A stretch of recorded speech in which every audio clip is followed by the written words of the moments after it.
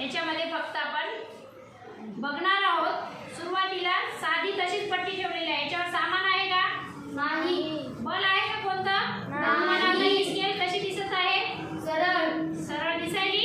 आता आपण याच्यावर समान अंतरावर वजन ठेवायचं आहे। मग कसं होते बघू आपण।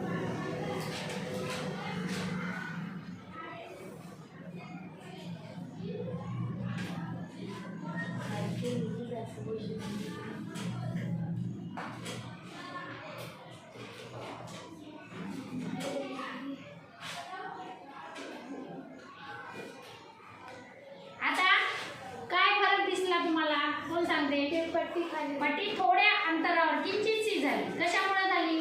कारण त्या असणाऱ्या वजनामुळे। पण हे वजन कसं आहे? समान आहे, म्हणून याला आपण कोणतं बल म्हणणार? संतुलित बल। कोणतं बल आहे? संतुलित बल। आता आपल्याला याच वजनाला काय करायचं आहे?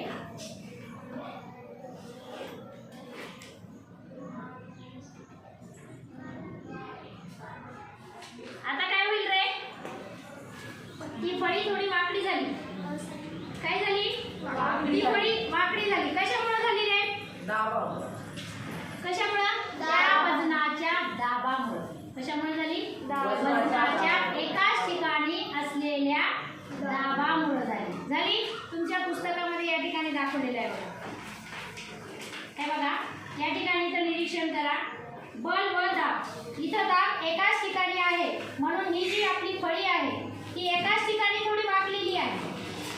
पण जेव्हा आपण सगळीकडे समान ठेवलो होतो तेव्हा ती फळी पूर्ण अशी किंचितशी वाकली होती। पण जेव्हा आपण वजन एकाच ठिकाणी ठेवलो, आता याच्यावर जर मी हे पेन ठेवलो आणखी, तर काय होईल रे?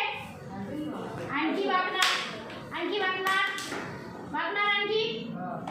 म्हणजे त्याच्यावर या बलावर काय झालेलं आहे? दाब पडलेला आहे। त्यामुळं त्या ठिकाणी ती लाकडी फळी आपली थोडी वाकलेली आहे।